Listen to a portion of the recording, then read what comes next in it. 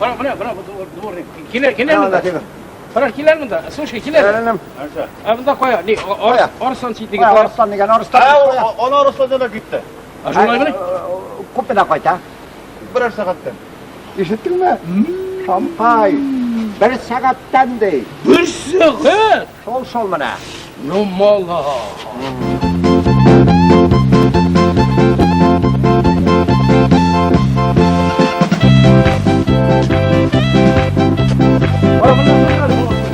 Hey, Koya yok mu? havza kiler mi da? Kilerlik. Dur, kiler mi da? Dur. Bana fil çiftliğe koy. Fil leke. Filde bir ona filcanına gitti. Kolay mı ne? Ana hizmetine gitti. An sokasın kayta. Hayır. 3 saatten. İşittin mi? 3 saattan değil. Saat. 3 saat sonra. Direkt git Aha. bana. Ana. Yar. Yok kağına filli vatamıyla lan neyden gitti? Koyun parayı işekini minge aşaptıra motorla atlaklağa. Uşağın, aptaklığı, işeklik uşağın. Lakin işekten başka nesesi sinde kumbur dene bulmaz.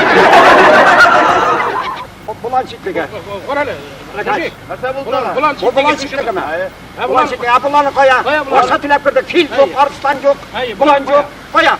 Ana bulancanına gitti. Ansı kaçan kayta. Hayır. 5-10 minutta. 5 10 minut. Mana gördün mü? 5 10 minut kaldı. O mana.